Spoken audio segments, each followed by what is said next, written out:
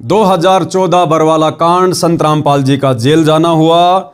संत रामपाल जी के जेल जाने के बाद उनके परिवार ने, इस आश्रम कमेटी ने अपनी मनमानियां शुरू की और हम संत रामपाल जी के भगत जो साध संगति से जुड़े हुए हैं, हमने संत रामपाल जी के परिवार के पाखंड के, उनके काले कारनामों के, उनके कुकर्मों के, उनकी मनमानी हरकतों का हमने विरोध करना शुरू किया।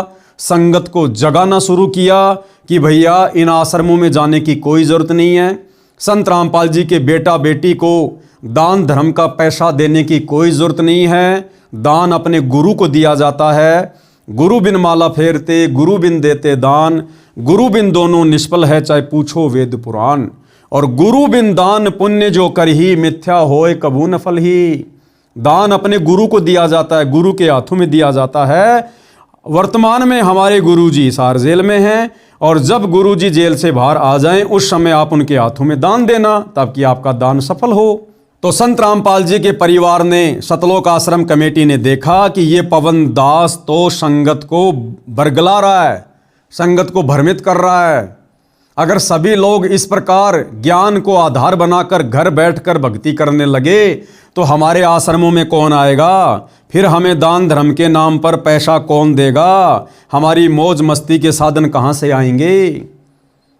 तो इन सतलोक आश्रम वालों ने, जिनकी मिलाई संत रामपाल जी से होती है सप्ताह में, क्योंकि कानूनन जो संत रामपाल जी के परिवार वाले हैं और जो वकील हैं वो उनसे मिल सकते हैं, तो संत रामपाल जी के परिवार ने मुझ पवन दास की झूठी शिकायतें संत रामपाल जी को अपना जैसा व्यक्ति मानकर करनी शुरू कर दी।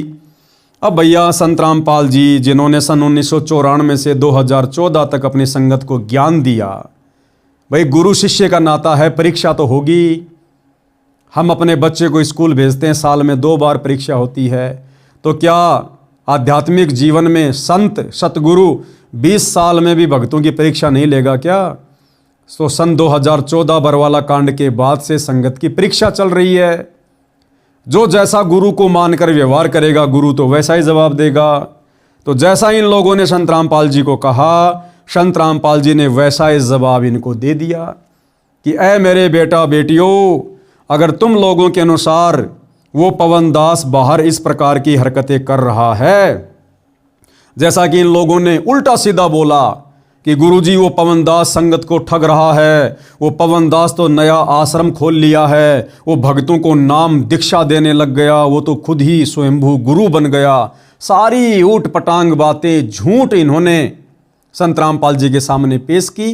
तो सतगुरु रामपाल जी ने इस परीक्षा के समय में अपने परिवार की झूठी शिकायत पर वैसा ही जवाब, जैसा जवाब ये परिवार वाले मेरे खिलाफ चाहते थे, संत रामपाल जी ने वैसा ही जवाब इनको दे दिया कि भाई यदि तुम लोगों के अनुसार वो पवन दास बाहर मेरे नाम से इस प्रकार से कुछ कर रहा है, अगर वो नाम देने लग गया, भगत बनाने लग गया, तो इसका मतलब वो तो गुरुद्रोही हो गया। क्योंकि मेरे मार्ग में मेरे अलावा दूसरा कोई नाम दीक्षा दे नहीं सकता। और तुम कह रहे हो कि पवन दास ने उपदेश देना शुरू कर दिया, तो भैया वो तो गुरुद्रोही हो गया। इस बात को इन्होंने संगत में प्रचारित कर दिया कि गुरुजी ने पवन दास को गुरुद्रोही घोषित कर दिया। अरे भैया, अगर मैंने कोई आश्रम खोला है तो जरा एक आध आश्रम का नाम तो बता दो कि पवन दास का आश्रम कहाँ है देश विदेश में। अगर मैंने लोगों को नाम देना शुरू कर दिया तो मुझ पवन दास का एक आध कोई शिष्य का नाम तो बताओ, एक आध मेरे उस चेले का नाम तो बताओ जिसको मैंने नाम दीक्षा दी हो। अगर मैंने लोगों से पैसे ठगे हैं तो एक आध भगत का नाम तो बताओ। ऐसे झूठे तो चाहे तुम 50 खड़े कर दो, क्योंकि झूठों की मंडली बोले तो सतलोक आश्रम मैनेजमेंट हरियाणा, ये दुनिया के सबसे बड़े झूठे लोग हैं, सबसे बड़ी झूठ मंडली है ये। भगत का केवल ठप्पा लगा हुआ है, भगत का गुण इन लोगों के अंदर एक भी नहीं है।